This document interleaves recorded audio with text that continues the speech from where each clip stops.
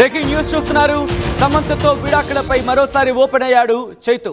విడాకుల నిర్ణయం రాత్రికి రాత్రి తీసుకుంది కాదు అంటూ కూడా చెప్పుకొచ్చాడు.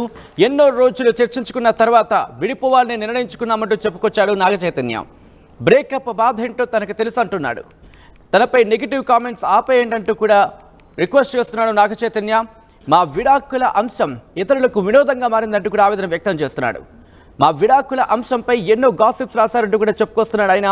నెగిటివ్ కామెంట్లు రాసేవారు ఇకనైనా వాటిని ఆపేయాలంటూ రిక్వెస్ట్ చేస్తున్నాడు నాగ చైతన్య.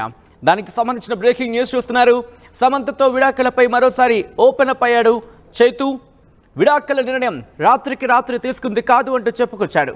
ఎన్నో రోజులు చర్చించుకున్న తర్వాత మాత్రమే విడిపోవాలి అంటూ నిర్ణయించుకున్నామంటూ కూడా చెప్పుకొచ్చాడు నాగ చైతన్య. మరి ముఖ్యంగా సమంతతో విడాకుల తర్వాత మరోసారి తన రియాక్షన్కి సంబంధించి ప్రస్తుతం చర్చ జరుగుతోంది.